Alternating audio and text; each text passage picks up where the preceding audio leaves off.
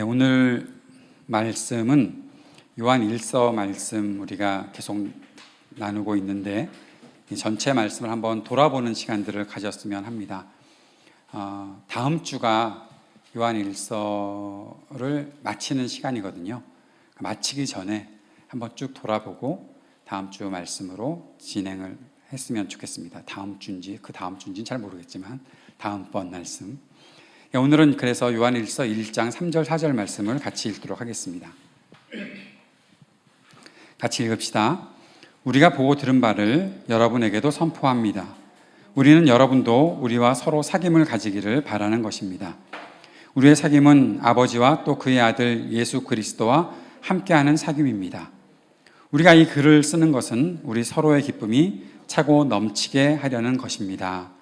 아멘. 우리가 요한 1서를 시작하면서 이 요한 1서가 어떻게 시작하고 있는 말씀인지, 사도 요한이 정말 강조하고 나타내고 싶어하는 것은 무엇인지를 다 짚어왔습니다. 그런데 요한 1서 1장 1절에는 이런 말씀이 써 있었죠. 이 글은 생명의 말씀에 관한 것입니다. 이 생명의 말씀은 태초부터 계신 것이요, 우리가 들은 것이요, 우리가 눈으로 본 것이요, 우리가 지켜본 것이요, 우리가 손으로 만져본 것입니다. 이 말씀은 생명의 말씀에 관한 것입니다 라고 말했고, 이 생명의 말씀이 태초부터 계시다라고 말씀하셨으니 이 생명의 말씀은 무엇이죠? 예수 그리스도이시죠. 예수님이시죠. 사도 요한은 요한복음에서도 그 사실을 말한 적이 있습니다. 태초에 말씀이 계시니라. 이 말씀이 하나님과 함께 계셨으니 이 말씀은 곧 하나님이시다라고 말씀하면서 그 말씀이 바로 육신이 되어 이 땅에 거하셨다.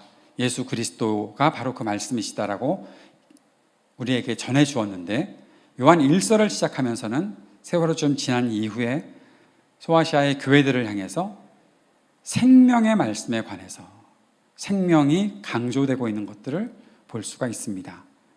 생명의 말씀, 예수 그리스도, 그 예수 그리스도가 우리 안에 있다라는 것, 그 생명은 단지 내가 죄로 인해서 죽었다가 살아났다? 그래서 내게 생명이 있다? 라는 것만을 말하고 있다고 생각하지 않습니다. 생명이라는 것은 우리가 살아가게 한다. 우리의 삶, 우리의 이 육신이 살아있다는 것뿐만 아니라 우리가 영원하신 하나님과 함께 살아가고 있다는 사실을 더욱더 강력하게 증거하기 위해 생명을 강조하고 있는 것이다. 그렇게 보는 것이 훨씬 더 좋을 것 같습니다. 그런데 그 생명의 말씀을 우리가 어떻게 했다? 경험했다는 것이죠.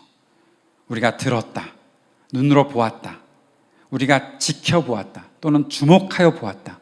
그냥 보고서 지나친 것 아니고 그것을 진짜 주목하여 보았다. 그리고 우리가 손으로 만져보았다.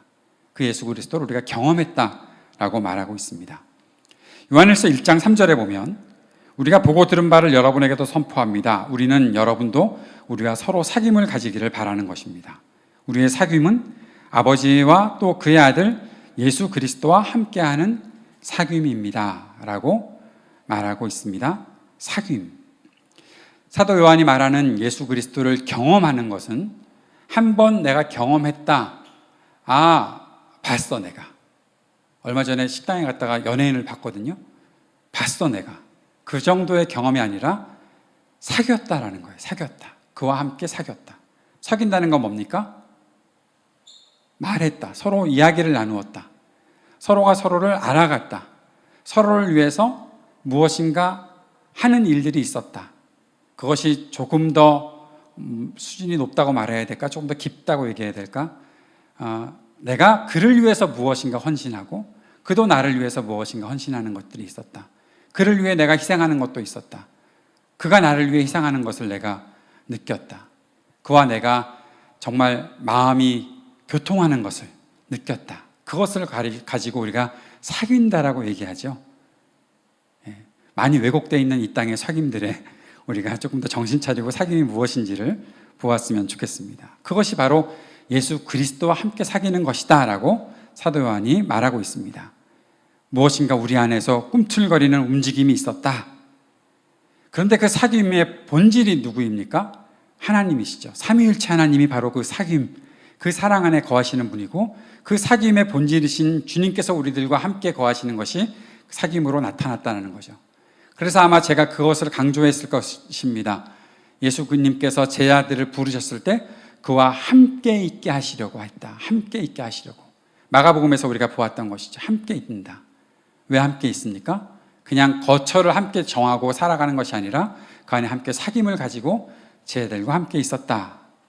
그것이 하나님의 목적이니까, 하나님께서 우리에게 다가오신 이유이니까 그 사귐이 있다라고 말합니다. 그런데 사도 요한이 거기다가 1장 4절에 이렇게 말하고 있죠. 우리가 이 글을 쓰는 것은 우리 서로의 기쁨이 차고 넘치게 하려는 것입니다. 사귀고 있는 우리가 서로의 기쁨을 함께 누리게 되었다. 하나님 아버지와 함께 사귀는, 예수 그리스도를 통해서 하나님 아버지와 함께 사귀는 것은 하나님과 나만 사귀고 끝나는 것이 아니라 우리가 서로 사귀는 것으로 확장되고 있죠. 내가 하나님과 사귀고 있는데 너도 같이 사귈래? 라고 말하는 겁니다. 우리가 함께 서로 사귀고 있는데 다른 누군가에게 너도 함께 사귈래? 우리 안에 같이 들어올래? 우리 함께 있자라고 전하는 그 사귐으로 계속해서 확장돼 나아가는데, 왜 그렇게 하는가? 우리 서로의 기쁨이 차고 넘치게 하려는 것이다. 그렇다면 반대로 생각할 수 있습니다. 우리가 혹시 사귀지 않고 떨어져 있다면, 또는 우리의 사귐이 어느 순간 깨어져서 붙일 수 없는 그런 상태에 있다면 어떤 일이 발생할까?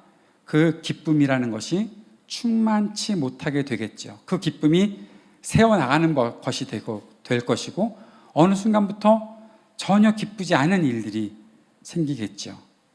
왜 그런가? 기쁨이 왜 없어지는가? 그 사실을 1장 9절에서 사도 요한은 죄라는 것들을 들어서 함께 말하고 있는데, 우리가 죄를 자백하고 용서받아야 될 필요에 대해서 말하고 있습니다. 1장 9절 한번 같이 읽어봅시다. 시작. 우리가 우리 죄를 자백하면 하나님은 신실하시고 의로우신 분이셔서 우리 죄를 용서하시고 모든 불의에서 우리를 깨끗하게 해주실 것입니다. 왜 우리가 우리 죄를 자백하는가? 여러분, 우리가 죄를 자백하는 것은 내가 죄를 다 회개하고 났더니 내 마음이 시원해졌다, 그래서요. 그걸로 끝나라는 것이 아니죠. 우리가 죄를 자백하는 것은 회개하고 돌이키는 삶을 살게 하기 위한 것이고, 그렇게 회개하고 돌이키는 삶은 우리의 기쁨을 충만하게 하는 새로운 삶을 우리에게 시작하게 만드신다. 모든 불의에서 우리를 깨끗하게 하시는, 십자가 그리스도의 죽으심으로 우리의 모든 죄가 사함을 얻고 우리의 모든 불의가 깨끗함을 얻어서 주님과 함께 사귈 수 있는 그 사귐의 기쁨을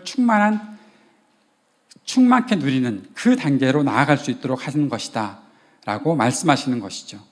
죄가 우리 모든 기쁨의 장애물인데 그 죄를 해결하는 길을 하나님 아버지께서 열어주셨고, 그 길이 바로 예수 그리스도께 달려있고 우리 죄를 용서하신 아버지의 은혜를 누릴 수 있게 하셨다라는 사실을 1장을 통해서 배웠었습니다. 요한일서 2장 3절의 말씀을 보면 이렇게 말씀하고 있습니다. 우리가 하나님의 계명을 지키면 이것으로 우리가 하나님을 참으로 알고 있음을 알게 됩니다. 죄의 해결은 단지 우리가 죄가 없어서 내가 하나님 아버지께 나아가는 어떠한 길의 장애물이 내 죄를 회개하고 없어졌다, 끝났다라는 것으로 멈추는 것이 아니라 우리가 죄를 해결함으로 무엇을 추구하며 살아야 하는지를 알게 하는 것입니다. 그런데 그 우리가 추구해야 될 것을 하나님의 말씀이고 우리에게 지키라고 하신 그 계명이라고 하나님께서 말씀하고 있습니다. 사도 요한은 그 계명을 지키는 것이 중요하다라고 말하고 있죠. 그 계명은 무엇입니까? 바로 하나님을 사랑하고 예수 그리스도를 사랑하고 우리 서로가 서로를 사랑하는 것이다. 그 사실을 우리가 끊임없이 반복해서 요한일서를 통해서 읽고 배우고 있죠. 그렇게 살아가는 우리들이 꼭 가지고 있어야 되는 마음가짐이 있습니다. 요한일서 2장 17절 말씀, 이 세상도 사라지고 이 세상의 욕망도 사라지지만 하나님의 뜻을 행하는 사람은 영원히 남습니다. 세상의 것들에 눈을 돌리고 살면 결국 죄의 유혹에 빠질 수밖에 없고, 그 죄의 유혹, 단순한 유혹이 아니라 하나님의 은혜와 사랑을 공격해오는, 하나님의 구원의 길을 저항하는 이 세상의 길들에 우리가 빠질 수밖에 없는데, 우리가 잘 판단해야 된다는 거죠. 이 세상은 사라지고 세상의 욕망도 사라지지만 하나님의 뜻, 하나님께서 주신 그 계명을 지키는 사람은 영원히 남으니, 하나님께서 주시는 그 영원한 생명을 가지고 살 수 있으니 우리가 무엇을 추구하며 살아야 할 것인가, 다시 한번 우리들에게 우리의 삶을 되돌아볼 수 있게 하는 그러한 말씀이 있는 것이죠. 우리가 세상의 것들, 어느 순간 사라져버릴 것들에 기대어 살 수는 없다라고 말씀하고 있는 것입니다. 계명을 지키며 살아가는 것, 하나님께서 사랑하라고 말씀하신 그 사랑을 지키며 살아가는 것, 서로를 사랑하며 살아가는 것, 이 모든 것이 바로 우리가 추구해야 할 바이고, 세상의 것들에서 우리가 물러설 때 내가 세상으로부터 벗어나서 혼자 살아야지, 그게 아니라 서로를 사랑하며 살 수 있는 그러한 기회와 그러한 하나님의 은혜를 우리가 누릴 수 있어야 한다라고 말씀하고 있는 거죠. 그렇게 할 수 있는 길을 하나님께서 열어주셨는데, 요한일서 3장 1절, 아버지께서 우리에게 얼마나 큰 사랑을 베푸셨는지 생각해 보십시오. 하나님께서 우리를 자기의 자녀라 일컬어 주셨으니 우리는 하나님의 자녀입니다. 세상이 우리를 알지 못하는 까닭은 하나님을 알지 못하기 때문입니다. 하나님께서 얼마나 큰 사랑을 베푸셨는지 생각해 보라. 제가 강조했었죠. 이 말씀은 한번 저기를 봐봐 라고 말하는 것이 아니라 감탄사입니다. 감탄사. 우리가 바라보아야 할 것이 있다. 우리가 바라보고 집중해야 될 것이 있다. 세상의 것들에 우리가 눈 돌릴 틈이 없을 정도로 하나님께서 우리들에게 보여주신 것이 있는데, 그 크신 사랑, 이 세상의 다른 것들은 비교할 수 없는 그 사랑을 우리가 보았다라는 거죠. 우리를 자녀 삼아 주신, 죄인이었던 우리를 이 땅에서 그냥 사라져버려도 아무 핑계도 되지 못할, 아무 변명도 하지 못할 우리를 하나님께서 살려주셨다. 자녀 삼아주셨다. 단지 살려주신 것뿐만 아니라 자녀 삼아주셨다.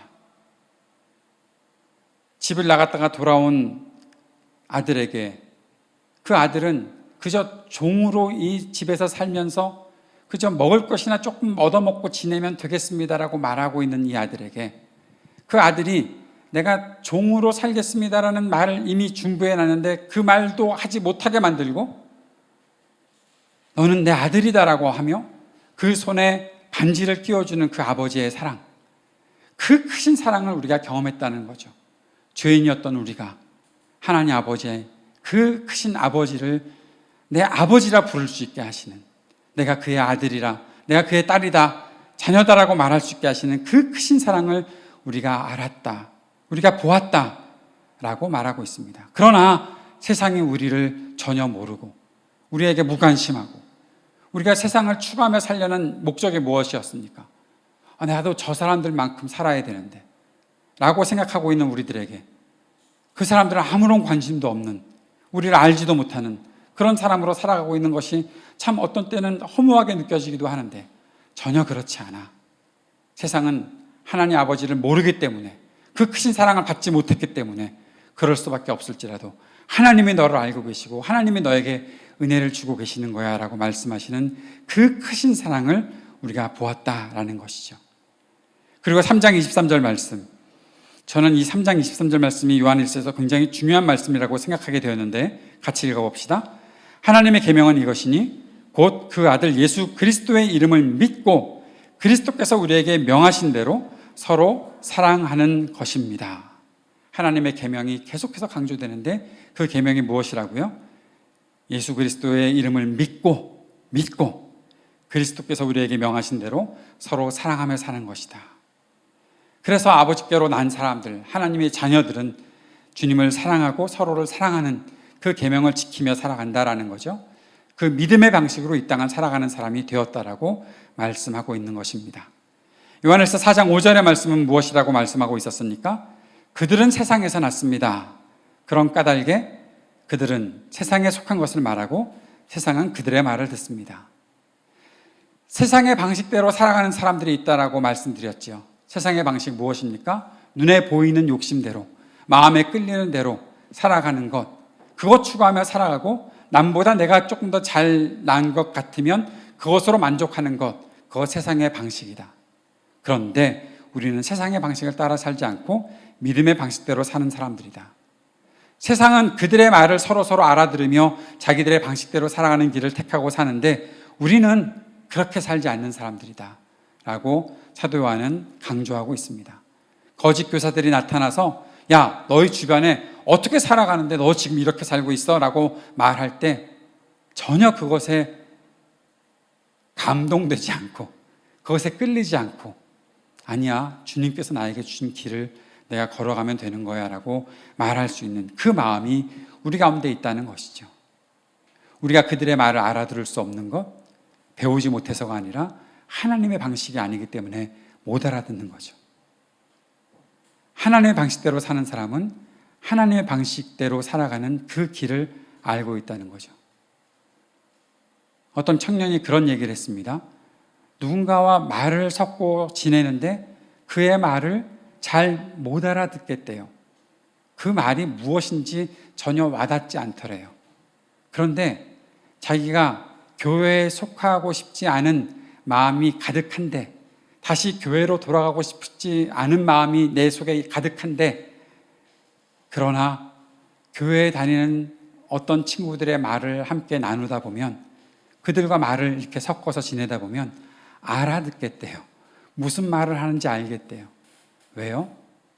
그의 마음속에, 그 청년의 마음속에 하나님의 법대로, 믿음의 법 방식대로 살아가는 것들이 무엇인지 이미 경험했고 알고 있는 것이 있으니까. 우리도 분명히 그럴 수 있다고 생각을 합니다. 무엇이 낯선 것입니까? 우리들에게 무엇이 낯섭니까? 오늘 우리 하이브리드 3.0에 처음 나온 분도 계시지만 예배 드리는 것이 전혀 낯설지 않잖아요. 처음 만났으니까 되게 낯설고 어떤 때는 뭐 그렇잖아요. 찬양도 어떤 때는 잘 모르는 찬양하면 낯선데 하는 마음이 있어도 마음속에는 뭔가 그대로 해보고 싶은데 라는 그런 마음이 생기는 것. 왜 낯선데 낯설지 않지? 처음 듣는 이야기인데 왜 내 귀에 들리지?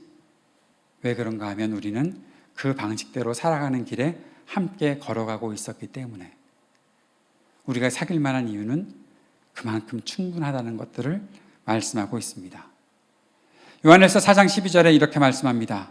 지금까지 하나님을 본 사람은 없습니다. 그러나 우리가 서로 사랑하면 하나님이 우리 안에 계시고 또 하나님의 사랑이 우리 가운데서 완성된 것입니다.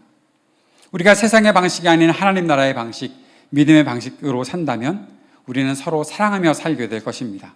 그때 하나님의 사랑이 우리 안에서 완성되는, 즉 하나님의 계획을 온전히 이루는 삶을 우리가 살게 된다는 것입니다. 우리는 서로를 통해, 서로를 사랑하는 것을 통해 하나님을 세상에 드러내며 살게 될 것입니다. 서로를 통해서 하나님을 보게 될 것입니다. 그 안에 있는 하나님을 알게 되는 것입니다. 그래서 지금까지 하나님을 본 사람이 없지만 우리가 서로 사랑하면 하나님이 우리 안에 계시다는 것을 알게 됩니다. 그 사람이 아직 하나님을 알지 못하는 사람이라고 할지라도 내가 그를 사랑하면 내 속에서 나타나는 하나님이 그에게 하나님이 어떤 분이신지 깨닫게 해주실 것이고 그가 하나님을 사모하는 마음을 갖게 될 것이고 나도 그에게 계신 하나님을 보게 된다는 것이죠. 이것이 하나님을 우리가 눈으로 볼 수 없었는데 지금까지 본 사람이 없는데 그 하나님의 사랑을 완성하는 우리가 될 수 있다라고 말씀하신 것입니다. 요한일서 5장 4절의 말씀은 하나님에게서 태어난 사람은 다 세상을 이긴다라고 말씀하고 있습니다. 세상을 이긴 승리는 이것이니 곧 우리의 믿음입니다. 우리는 믿음의 방식대로 사는 사람들이라고 말씀 나누었습니다. 그 믿음의 방식으로 살아가야 하는 이유는 세상이 아주 무섭고 강력한 저항으로 발악하며 하나님께 대들고 있기 때문에 그런 겁니다. 우리는 세상을 사랑하고 세상에서 우리에게 주어진 책임을 다해야 되는 그런 사람들입니다. 그러나 우리가 반드시 깨달아야 하는 것은 그 세상의 권세를 잡은 그 악한 것들이 하나님을 대적하고 있다는 것도 분명히 알 수 있어야 하고 그 대적들이 강렬한 저항으로 하나님의 사랑과 하나님의 평화와 하나님의 정의를 저항하고 반항하고 있기에 그것을 이기는 믿음의 방식을 품고 살아갈 수 있어야 한다는 겁니다. 사랑하는 여러분, 내일 아침 마가복음 묵상을 꼭 들으셔야 합니다. 내일 아침에 아마가 아니지, 어저께 녹화했으니까 오병이어의 기적을 말하고 있는데, 너희가 먹을 것을 주어라라고 말씀하시는 우리 예수 그리스도의 말씀이 어떤 뜻인지를 잘 알 수 있어야 합니다. 그것을 조금 더 깊이 묵상할 수 있는 기회가 우리 가운데 있었으면 좋겠고, 믿음의 방식대로 세상을 이기는 것이 무엇인지 우리가 조금 더 깊이 묵상할 수 있으면 좋겠습니다. 그리고 우리가 지난주에 묵상한 말씀, 요한일서 5장 14절의 말씀을 함께 봅시다. 같이 읽읍시다. 우리가 하나님에 대하여 가지는 담대함은 이것이니 곧 무엇이든지 우리가 하나님의 뜻을 구하면 하나님은 우리의 청을 들어주신다는 것입니다. 우리가 증언과 담대한 기도라는 제목으로 지난주에 말씀을 나누었었죠. 왜 기도에 담대함이 있어야 하는가 말씀 나눴던 걸 기억하십니까? 주님의 뜻을 구해야 하는 그 기도는 담대함이 필요하다는 겁니다. 담대하지 않은 사람은 이렇게 정죄하긴 싫지만 내 필요만 구하고 내가 얻고 싶은 것만 구하는 사람의 기도는 늘 거기에 머물러 있을 것 같습니다. 그러나 주님의 은혜를 누리며 사는 사람의 기도 속에는 하나님께서 변화시켜 주시는 그 기도의 내용이 분명히 있다고 말씀드렸죠. 그것은 결국 어느 순간 주님의 뜻을 이루게 해 주십시오라는 기도로 바뀐다는 겁니다. 그 담대함이 우리들에게 필요하지 않겠습니까? 우리가 주님의 뜻을 이루어 주십시오라고 얼마나 무의미하게 또는 무감각하게 그냥 되뇌이고 있었습니까? 아까도 우리가 하늘에서 이루어진 것 같이 땅에서도 이루어지이다. 하나님의 뜻이 이 땅에 이루어지이다. 거기서 쏙 나만 빠져나오지요. 이 땅에 이루어지이다. 나는 안 이루어져도 괜찮습니다라고 하는 우리의 마음이 있었다면 이제 그 기도의 내용에 땅에서도 이루어지이다. 그때마다 주님, 내 삶에서 주님의 뜻이 이루어질 것입니다. 주님의 뜻이 이루어지기를 구합니다. 하나님, 내 삶에서 내가 필요한 것들을 주님께 구하지만 그러나 이 모든 것들을 응답해 주시는 하나님 앞에 내가 주님 앞에 간절히 구합니다. 나의 삶을 통해 하나님의 뜻이 이루어지게 하옵소서라는 그 담대한 기도가 우리 가운데 있어야 한다는 거죠. 그렇게 기도하다 보면 우리가 하나님 아버지와 더 깊이 사귀는 그 사귐을 가질 수 있지 않겠습니까? 그리고 그 사귐의 기쁨이 우리 안에 더 충만히 이루어지지 않겠습니까? 우리가 서로를 사랑하는 사귐의 기쁨이 더 충만할 것들을 기대하며 주님 앞으로 나아갈 수 있지 않겠습니까? 저는 오늘 요한일서 말씀을 계속해서 들었던 우리들이 이 마음을 가지고 함께 주님 앞에 기도하고 또 찬양할 수 있었으면 좋겠습니다. 주님, 우리의 삶을 통해 주님과의 깊은 사귐이 이루어지게 하옵소서. 그리고 주님의 뜻을 이루고자 하는 그러한 담대한 기도의 삶이 우리 가운데 있게 해 주옵소서. 그렇게 기도할 수 있는 저와 여러분 될 수 있었으면 좋겠습니다. 함께 기도합시다. 아버지 하나님, 오늘도 주님의 말씀을 우리의 마음속에 품고 간절히 구합니다. 주님과의 더 진한 더 깊은 사귐이 있도록 우리를 인도하시고 주님께서 우리를 인도하시는 그 순간순간마다 주님의 뜻을 이루기 위해 주님과 동행하고 있는 나의 삶을, 그렇게 변화되어가는 나의 삶을 바라볼 수 있도록 주님, 우리의 믿음의 눈을 더 밝게 열어 주옵소서. 예수님 이름으로 기도드립니다. 아멘.